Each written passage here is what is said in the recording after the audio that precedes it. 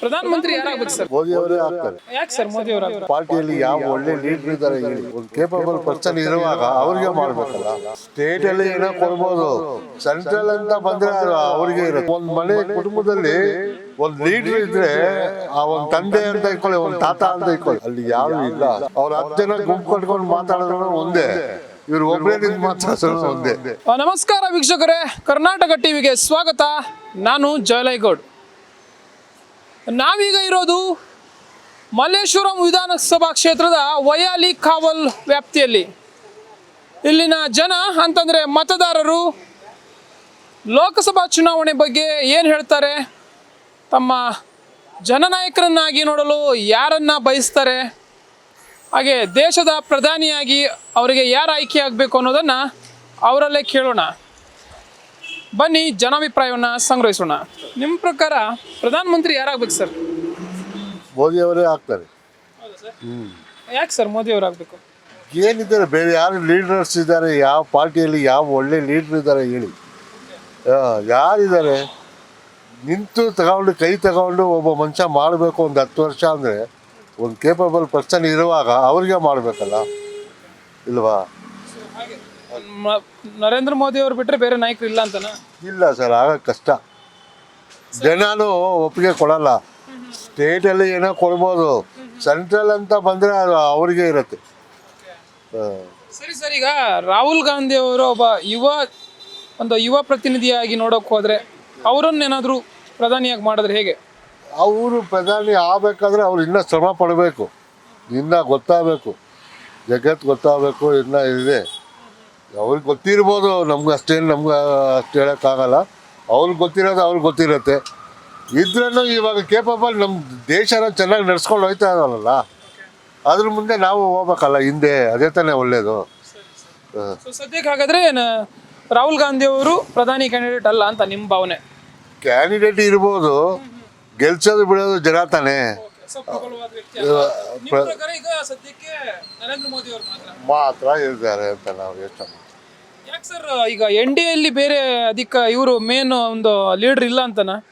Leader ಇದ್ದಾರೆ, ಅವರಿಗೆ ಅಷ್ಟು ಇದಿಲ್ಲ ಪವರ್. ತಗೊಂಡು ಒಂದು ನಮ್ಮ ದೇಶನ ಒಂದು ಒಳ್ಳೆಯ ಭಾವನೆ ತಗೊಂಡು ಹೋಗ್ಬೇಕಲ್ಲ, ಅದು ಬೇಕಲ್ಲ. ಅವ್ರ ಹತ್ರ ಅಷ್ಟು ಜನ ಇಲ್ಲ. ಇವಾಗ ಒಂದು ಮನೆ ಕುಟುಂಬದಲ್ಲಿ ಒಂದು ಲೀಡ್ರ್ ಇದ್ದರೆ ಆ ಒಂದು ತಂದೆ ಅಂತ ಇಟ್ಕೊಳ್ಳಿ, ಒಂದು ತಾತ ಅಂತ ಇಟ್ಕೊಳ್ಳಿ, ಅವ್ರು ಮಾಡೋದು ಅದನ್ನೆಲ್ಲ ಕೇಳಬೇಕು ಎಲ್ಲರೂ. ಅಲ್ಲಿ ಯಾರೂ ಇಲ್ಲ ಅಷ್ಟು. ಈಗ ಮೈತ್ರಿಕೂಟ ಮಾಡ್ಕೊಂಡಿದ್ದಾರೆ INDI ಅಂತ ಗೊತ್ತಿರುವುದಲ್ಲ. ಸೊ ಅದು ಇವಾಗ NDA ಅಪೋಸಿಟ್ ಇರೋದು.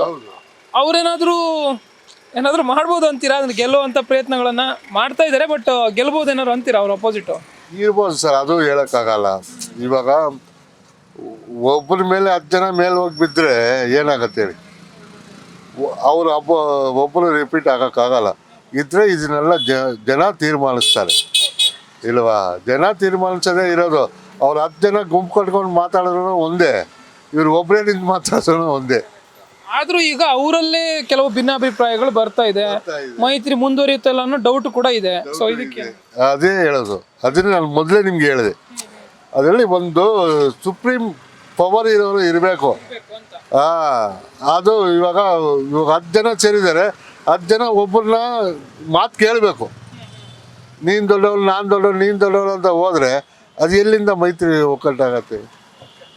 ಸರಿ, ಈಗ ಕರ್ನಾಟಕದ ವಿಚಾರಕ್ಕೆ ಬರೋದಾದ್ರೆ BJP ಮತ್ತು JDS ಮೈತ್ರಿ. JDS ಬಗ್ಗೆ ಏನು ಹೇಳೋದು ಸರ್, ಅವ್ರು ಯಾವ ಕಡೆ ಬೇಕಾದರೂ ಹೋಯ್ತಾರೆ. ಅವ್ರಿಗೇನು ಗಜಾಡಿ ಸೇರಬೇಕು ಅಷ್ಟೇ. ಯಾವ ಕಡೆ ಹೋಗ್ಲಿ ದುಡ್ಡು ಮಾಡ್ಕೊಂಡು ಅವ್ರ ಪಾರ್ಟಿ ಓಡಬೇಕು, ಅವರು ಓಡಬೇಕು. BJP ಅವರಿಗೆ ಅವಶ್ಯಕತೆ ಇತ್ತ ಸರ್ JDS? ಅದೇ ತಪ್ಪಾಯ್ತು. ಮೊದಲೇ ಸೇರ್ಕೊಂಡಿದ್ರಲ್ಲ, ತಿರ್ಗಾ ಬಿಟ್ಟು ಹೋದ್ರಲ್ಲ, ಅವ್ರಿಗೆ ಇದು ಕೊಡ್ಲಿಲ್ಲ. ಎಲ್ಲ ಗೊತ್ತಿದ್ದು ತಿರ್ಗಾ ಅವ್ರ ಹತ್ರ ಹೋಗಿ ಇವರು ಸೇರ್ತಾರೆ. ನ್ಯಾಷನಲ್ ಪಾರ್ಟಿ ಇದೆಲ್ಲ ನೋಡಿದ್ರೆ ಒಂದ್ಸತಿ ಬೇಜಾರಾಗತ್ತೆ. ಖಂಡಿತ ಸರ್, ಒಂದು ನ್ಯಾಷನಲ್ ಪಾರ್ಟಿ ಆಗಿ ಈಗ ಒಂದು ಪ್ರಾದೇಶಿಕ ಪಾರ್ಟಿ JDS. ಮತ್ತೆ ಹಾಗೆ ನೋಡಕ್ ಹೋದ್ರೆ ಕಾಂಗ್ರೆಸ್ ಪ್ರಬಲವಾಗಿದೆ ರಾಜ್ಯದಲ್ಲಿ ಅಂತ ಹೀಗೆ ಮಾಡ್ತಾ ಇರೋದಾ BJP ಅವರು? ಹೇಗೆ? ಅದಕ್ಕೆ ಇವಾಗ ಒಂದು ಮಾಡಿದ್ರಲ್ಲ, ಇವ್ರನ್ನ ತಲೆಬಿಟ್ಟು ಅವ್ರು ಬರಬೇಕು ಅಂತ. ಇವಾಗ NDA ಎಷ್ಟು ಪವರ್ಫುಲ್ಲು, JDS ಇಟ್ಕೊಂಡು ಇವ್ರನ್ನೇನ ಲಾಸ್ಟ್ ಟೈಮ್ ಮಾಡಿದ್ರಲ್ಲ BJP ಅವರು. ಕಾಂಗ್ರೆಸ್ JDSನ ಎತ್ಬಿಟ್ಟು ಎಲ್ಲ ಮಾಡಿ ಇವ್ರು ಬಂದು ಈ ಥರ ಕಿತಾಪತಿ ನ್ಯಾಷನಲ್ ಪಾರ್ಟಿಯಿಂದ ಮಾಡೋಕ್ಕಾಗಲ್ಲ. ಇವ್ರನ್ನೇ ಅದನ್ನು ಮುಂದೆ ತಳ್ಬಿಟ್ಟು ಅವ್ರು ಇದು ಮಾಡೋಣ ಅಂತ ಪ್ರಯತ್ನ ಪಡ್ತಾವ್ರೆ, ಏನೋ ಗೊತ್ತಿಲ್ಲ. ಸರ್ ನಿಮ್ಮ ಪ್ರಕಾರ ಈಗ ಕುಮಾರಸ್ವಾಮಿ ಅವರು ಜನತಾದಳದಲ್ಲಿರುವಾಗ JDS ಅಲ್ಲಿರುವಾಗ ಅವರು ಜಾತ್ಯತೀತ ನೀತಿಯನ್ನು ಅನುಸರಿಸ್ತಾ ಇದ್ರು, ಇವಾಗೂ ಅನುಸರಿಸ್ತಾ ಇದ್ದಾರೋ ಏನೋ ಗೊತ್ತಿಲ್ಲ. ಬಟ್ ಯಾಕೋ ಒಂದು ಕಡೆ ಈಗ ಹಿಂದುತ್ವದ ಪಠನೆ ಮಾಡ್ತಾ ಇದ್ದಾರೆ ಅಂತ ಅನ್ಸುತ್ತೆ ನಿಮಗೆ? ಹೇಗೆ ಅದ್ರ ಬಗ್ಗೆ ನಾನು ಯಾವುದು ವಿಚಾರಣೆ ಮಾಡಿ ವಾಳ್ಳಿ ಅದು ಒಳ್ಳೆತನ ಅಲ್ವಾ, ಮಾಡಲಿ. ಅದೆಲ್ಲ ಹಿಂದುತ್ವ ನಮ್ಮ ಹಿಂದೂ ಬಿಜೆಪಿ ಜೊತೆ ಸೇರಿದಾಗಲೇ ಇದು ಬಂತಲ್ಲ ಸರ್, ಏನು ರಾಜಕೀಯ ಇರ್ಬೋದು ಅದೆಲ್ಲ ಇರ್ಬೋದು. ಅವ್ರಿಗೆ ಏನು ಸರ್ 10 ಸೀಟ್ 20 ಸೀಟ್ ಇಕ್ಕೋದ್ರು ಚೀಫ್ ಮಿನಿಸ್ಟರ್ ಆಗ್ಬಿಡ್ತಾರೆ. ಯಾರ ಕೈಯಲ್ಲಿ ಆ ಕೆಪಾಸಿಟಿ ಇದೆ ಹೇಳಿ? ಹಾಂ, ಎಷ್ಟು ಕಾಂಗ್ರೆಸ್ ಪಾರ್ಟಿ ಆಗಲಿ BJP ಆಗಲಿ ಅವ್ರಿಗೆ ಬಿಟ್ಕೊಂಡ್ಬಿಡ್ತಾರೆ. ಅದೆಲ್ಲ ನಿಮ್ಗೆ ಗೊತ್ತಿರೋದೇ, ನಾವೇನು ಹೇಳೋಂಗಿಲ್ಲ. ಈಗ ರಾಜ್ಯದ ವಿಚಾರಕ್ಕೆ ಬರೋದಾದ್ರೆ ರಾಜ್ಯದಲ್ಲಿ ಕಾಂಗ್ರೆಸ್ ಆಡಳಿತ ಹೌದು. ಏನು ಅವ್ರೇನೋ ಈ ಕರೆಂಟ್ ಫ್ರೀ ಕೊಟ್ಟವ್ರೆ ಬಸ್, ಅದು ಹೆಂಗೆ ಮಾಡಿರ್ಬೇಕಂದ್ರೆ ಕರೆಂಟ್ ಫ್ರೀ ಒಳ್ಳೇದು. ಬಸ್ಸೆಲ್ಲ ಬಂದ್ಬಿಟ್ಟು ಲೇಡೀಸ್ಗೆ ಮಾತ್ರ ಕೊಟ್ಟರು, ಅಬೌವ್ 50 ಇಯರ್ಸ್ ಮೇಲಿರೋರಿಗೆ, ಲೇಡೀಸು ಜೆಂಟ್ಸು ಅಂಥವ್ರು ಕೊಡ್ಬೋದು. ವಯಸ್ಸಿರೋರಿಗೆಲ್ಲ ಕೊಟ್ಟು ಏನು ಪ್ರಯೋಜನ ಇರುತ್ತೆ? ಶಾಲಾ ಮಕ್ಕಳು ಕೊಡ್ಬೋದು, ಅದು ಬಿಡಿ. ಈ ವಯಸ್ಸಿರೋರು ದುಡ್ಕೊತಾರೆ, ತಿಂತಾರೆ, ಏನೋ ಮಾಡ್ತಾರೆ.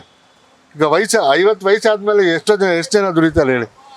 ಅವರಿಗೆಲ್ಲ ಶುಗರ್ ಅದು ಇದೆಲ್ಲ ಇರುತ್ತೆ. ಅಂಥವ್ರಿಗೆ 50 ಮೇಲಿರೋರಿಗೆ ಕೊಟ್ಟಿರಬೇಕು. ಇಂಥ ಸಲಿಗೆಗಳು ಕೊಟ್ಟಿರ್ಬೋದು. 2,000 ಕೊಡೋದು ಅಷ್ಟೇ. ಒಂದು 50 ವರ್ಷ ಮೇಲಿರೋರಿಗೆ, ಒಂದು ಗಂಡಸ್ ಅವರಿಗೆ ವಯಸ್ಸಾದವ್ರಿಗೆ ಏನೋ ಒಂದು ದುಡಿಮೆಗೆ ಇಲ್ಲ, ಅವ್ರಿಗೇನೋ ಒಂದು ಔಷಧಿ ಖರ್ಚಿಗೋ ಏನೋ ಒಂದು ಖರ್ಚಿಗೆ ಆಗ್ತಾಯಿತ್ತು. ಬರೀ ಲೇಡೀಸ್ ಅಂತಲೇ ಇದ್ರೆ ಜೆಂಟ್ಸ್ ಎಲ್ಲ ಕರ್ನಾಟಕದಲ್ಲಿ ಇರೋರು ವೇಸ್ಟಾ ಇಲ್ವಾ? ಸೊ ಅದನ್ನ ಒಂದು ಮಹಿಳಾ ಸಬಲೀಕರಣದ ಉದ್ದೇಶದಿಂದ ಮಾಡಿದ್ದಾರೆ. ಅದು ಎಷ್ಟು ಪ್ಲಸ್ ಎಷ್ಟು ಮೈನಸ್ ಗೊತ್ತಿಲ್ಲ ಸರ್. ಈಗ ಸಿದ್ದರಾಮಯ್ಯನವ್ರ ಬಗ್ಗೆ ಅಂದ್ರೆ ಮುಖ್ಯಮಂತ್ರಿಗಳ ಬಗ್ಗೆ ಏನು ಹೇಳ್ತೀರಾ? ಸಿದ್ದರಾಮಯ್ಯ ಸ್ವಲ್ಪ ಬ್ರಿಲಿಯಂಟೇ ಇದ್ದಾರೆ ಬಿಡಿಗೆ. ಅದರಲ್ಲಿ ಚಾಲುಕ್ಯತನೇ ಇದೆ, ವ್ಯಕ್ತಿತ್ವ ಚೆನ್ನಾಗಿದೆ. ಇನ್ನೊಂದೇನೆಂದರೆ chief minister capable person. Okay, ಒಳ್ಳೆ ನಾಯಕರಾಗಿದೆ. ಇದನ್ನ ಬಂದಿಲ್ಲ, ಬರೋಕ್ಕೂ ಆಗತ್ತೋ ಇಲ್ಲ ಗೊತ್ತಿಲ್ಲ. ಸರ್ ಈಗ ಸಿದ್ದರಾಮಯ್ಯನವ್ರ ಬಗ್ಗೆ ಆಯಿತು. ಈಗ ಒಟ್ಟಾರೆಯಾಗಿ ಈ ಒಂದು ಪಂಚ ಯೋಜನೆಗಳು ಏನಿದೆಯಲ್ಲ ಅದರಲ್ಲಿ ಪ್ರಮುಖವಾಗಿ ಶಕ್ತಿ ಯೋಜನೆಯಲ್ಲಿ ಉಚಿತ ಬಸ್ಸು, ಅದರಿಂದ ಆಟೋದವ್ರಿಗೆ ತುಂಬ ಪ್ರಾಬ್ಲಮ್ ಆಯಿತು ಅಂತ. ಅದೆಲ್ಲ ಇದೆ 100% ಇದೆ. ನಾವು ತಗೊಳಕ್ಕಾಗಲ್ಲ ಸರ್, ನಾವು ಜೀವನ ನಡಿಬೇಕಲ್ಲ. ಅವ್ರ ಜನ ಯಾರೋ ಒಬ್ರು ಬರ್ತಾರೆ ಕರೆದವ್ರಿಗೆ ನಾವು ಹೋಗ್ತಾ ಇರ್ತೀವಿ. ಉಚಿತ ಬಸ್ ಬಂತಂದ್ರೆ ನಾವು ಉಚಿತ ಬಸ್ಸಿಂದ ನಾವು ಹೋಗೋಕ್ಕಾಗತ್ತಾ? ಅದು ಹೋಗೋಕ್ಕಾಗಲ್ಲ. ನಮ್ಮ ಕರ್ತವ್ಯ ಏನಿದೆ ನಾವು ಮಾಡ್ತಾ ಇದ್ದೀವಿ, ಕೊಡೋದು ನಡೆಯೋದು ಜನಗಳ ಕೈಯಲ್ಲಿದೆ, ಇಷ್ಟೇ. ಇದು ಕೆಲವರ ಅಭಿಪ್ರಾಯ ಮಾತ್ರ. ಸೊ ಅದೇ ಒಂದು ಮೇಜರ್ ಪ್ರಾಬ್ಲಮ್ ಅಲ್ಲ ಅಂತ ಅಲ್ಲಿಗೆ ಏನಿಲ್ಲ ಸರ್. ಎಂತ ಇವಾಗ ಒಂದು 50-55 ವರ್ಷ ಇರೋರೆಲ್ಲ ಫ್ರೀ ಬಸ್ಗೆ ಎಲ್ಲಿಗೆ ಹೋಗ್ತಾರೆ ಸರ್? ಅವ್ರು ಮನೆ ಹತ್ರ ಹೋಗಿ ಬಿಡತ್ತಾ? ಅದು ಬಿಡಲ್ಲ. ನಾವಾದರೆ ಅವ್ರ ಮನೆ ಮುಂದೆನೇ ತಗೊಂಡೋಗಿ ಬಿಡ್ತೀವಿ. ಅವರಿಗೆ ಖುಷಿ ಆಗತ್ತೆ. ಫ್ರೀ ಬಸ್ ಹೋಗಿ ಮನೆ ಮುಂದೆ ಬಿಡತ್ತಾ? ಇಲ್ಲಿಷ್ಟು ಅಲ್ಲಿ 11ನೇ ಕ್ಲಾಸಲ್ಲಿ ಮನೆ ಇದ್ದರೆ ಇಲ್ಲಿ ಬಸ್ ಸ್ಟಾಪಲ್ಲಿ ನಿಲ್ಸಿ ಇಲ್ಲಿ ನಡ್ಕೊಂಡು ಹೋಗ್ಬೇಕಲ್ಲ. ಅದಕ್ಕೆ ಏನು ಮಾಡ್ತಾರೆ, ಯೋಚನೆ ಮಾಡ್ತಾರೆ, ನಮ್ಮ ಫ್ರೀ ಬಸ್ ಬೇಡಪ್ಪ, 50 ರೂಪಾಯಿ ಹೋದ್ರೆ ಆಟೋದಲ್ಲಿ ಹೋಗ್ಬೇಕು ಅಂಥ ಜನ ಬೇಜಾನಿದ್ದಾರೆ. ಫ್ರೀ ಬಸ್ ಕಾಯೋರು ಎಲ್ಲರೂ ಕಾಯೋರಿಲ್ಲ. ನಮ್ಮ ಸಿಟಿಯಲ್ಲಂತೂ ನಮ್ಗೆ ಗೊತ್ತಿರೋಂಗೆ ಅಷ್ಟೊಂದು ಏನು ಜನ ಇಲ್ಲ ಸರ್. ಈ ಹಳ್ಳಿ ಕಡೆ ಇರ್ಬೋದು ಅಷ್ಟೇ. ಆದರೆ ಫ್ರೀ ಬಸ್ಸಿಂದ ಬಡವರಿಗೆ ಉಪಯೋಗ ಆಗಿದ್ದು ಸತ್ಯ ಅಲ್ವಾ ಸರ್? ಅದಂತೂ ನಿಜ. ಯಾಕೆಂತಂದ್ರೆ ಶ್ರೀಮಂತರು ಯಾರು ಹೋಗಲ್ಲ ಫ್ರೀ ಬಸ್ಸಲ್ಲಿ ಅಲ್ವಾ? ಬಡವರು ಇದ್ದಾರೆ, ಶ್ರೀಮಂತರು ಹೋಗ್ತಾ ಇರ್ತಾರೆ. ಸ್ವಲ್ಪ ಶ್ರೀಮಂತ ಕಡಿಮೆ 100% ಕಡಿಮೆ. ಸೊ ಬರೀ ಅದೊಂದೇ ಪಾಯಿಂಟ್ ಅಲ್ಲ ಅಂತ ಆಯಿತು ಆಟೋದವರಿಗೆ. ಹಾಗೆ ನೋಡೋಕೆ ಹೋದರೆ ಸರ್, ಈಗ ನಿಮ್ಮ ಪ್ರಕಾರ ದೇಶದಲ್ಲಿ ಮತ್ತು ರಾಜ್ಯದಲ್ಲಿ ಯಾವೆಲ್ಲ ಅಭಿವೃದ್ಧಿ ಕೆಲಸಗಳು ನಡಿಬೇಕು ಸರ್ ಎರಡು ಸರ್ಕಾರ? ಇವಾಗ ಮೆಟ್ರೋ ನಡೀತಾ ಇದೆ, ತುಂಬ ಒಳ್ಳೆ ಕೆಲಸ ಇದೆ. ಈ ರೋಡ್ಗಳು ಹಾಕ್ಬೇಕು, ಹಾಸ್ಪಿಟಲ್ಸು ತುಂಬ ಚೆನ್ನಾಗಿ ಮಾಡಬೇಕು. ಈ ಕೊರೋನಾ ಬಂದ ಮೇಲೆ ಎಲ್ಲ ಹದಿಗೆಟ್ಟು ಹೋಗಿದ್ದಾರೆ ಡಾಕ್ಟ್ರುಗಳೆಲ್ಲ. ಎಲ್ಲ ದುಡ್ಡು ಆ ಇನ್ಸೂರೆನ್ಸ್ ಕಂಪನಿ ಯಾವಾಗ ಓಪನ್ ಮಾಡಿದ್ನೋ ಆವಾಗಿಂದ ಒಳ್ಳೆ ಡಾಕ್ಟ್ರು ಕೆಟ್ಟೋಗ್ಬಿಟ್ಟಾನೆ. ಸುಮ್ಮನೆ ನಾವು ಇನ್ಸೂರೆನ್ಸ್ ಎಲ್ಲ ಕೂಳ ಹಾಕೊಂಡು ಗುಬ್ಬೆ ಹಾಕೊಂಬಿಟ್ಟ. ಇವರು ಪಾಪ ದುಡ್ಡು ಸಾಲ ಮಾಡಿ ಓದಿ ಗೀದಿ ಎಲ್ಲ ಕೆಲಸ ಮಾಡಿದ್ರು ಅವ್ರಿಗೇನು ಬರೋಲ್ಲ. ಅವ್ರಿಗೆ ಏನಾಯಿತು ಅವನೇ ದುಡ್ಡು ಸಂಪಾದನೆ ಮಾಡ್ತಾನೆ, ನೀವು ನಾವು ಯಾಕೆ ಮಾಡಬಾರ್ದು ಅಂತ ಇವ್ರು ಹಂಗೆ ಉಲ್ಟಾ ತಿರುಗವ್ರೆ ಇಲ್ವಾ? ಹೌದಾ ಇಲ್ವಾ ಹೇಳಿ? ಇನ್ಶೂರೆನ್ಸ್ ಅವನು ಏನು ಬಂಡವಾಳನೇ ಹಾಕಲಿಲ್ಲ, ನಮ್ಮ ದುಡ್ಡನ್ನು ತಗೊಂಡು ಇಟ್ಕೊಂಡಿರ್ತಾನೆ.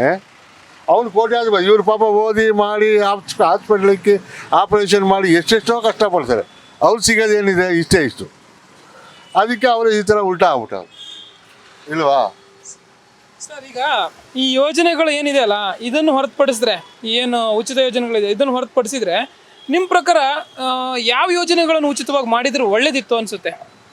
ಬಡ ಮಕ್ಕಳಿಗೆ ಹಾಸ್ಪಿಟ್ಲು ಫ್ರೀ ಮಾಡ್ಬೋದಾಯಿತು, ವಿದ್ಯಾಭ್ಯಾಸ ಗೌರ್ಮೆಂಟ್ ಸ್ಕೂಲ್ಗಳಿಗೆ ಫ್ರೀ ಕೊಡಬೇಕಾಗಿತ್ತು, ಬುಕ್ಸ್ ಕೊಡ್ಬೋದು, ಅವ್ರಿಗೆ ಶಾಲಾ ಸ್ವಚ್ಛವಾಗಿ ಇಟ್ಕೋಬೇಕು, ಅವರು ಟಾಯ್ಲೆಟ್ಗಳು ಇವರು ಇದೆಲ್ಲ ಕ್ಲೀನಾಗಿ ಇಟ್ಕೊಂಬಿಟ್ಟು ಪ್ರೈವೇಟ್ ಸ್ಕೂಲ್ಗೆ ಹೋಗೋ ಜನನ ನಮ್ಮ ಗೌರ್ಮೆಂಟ್ ಸ್ಕೂಲ್ ಕರ್ಕೊಂಬರ್ಬೋದಲ್ಲ, ಅದನ್ನೆಲ್ಲ ಮಾಡ್ಬೋದು. ಪ್ರೈವೇಟ್ ಸ್ಕೂಲ್ ಕೋಟ್ಯಾಂತರ ರೂಪಾಯಿ ದುಡ್ಡಿರೋರೆಲ್ಲ ಅಲ್ಲಿಗೆ ಹೋಗ್ತಾರೆ.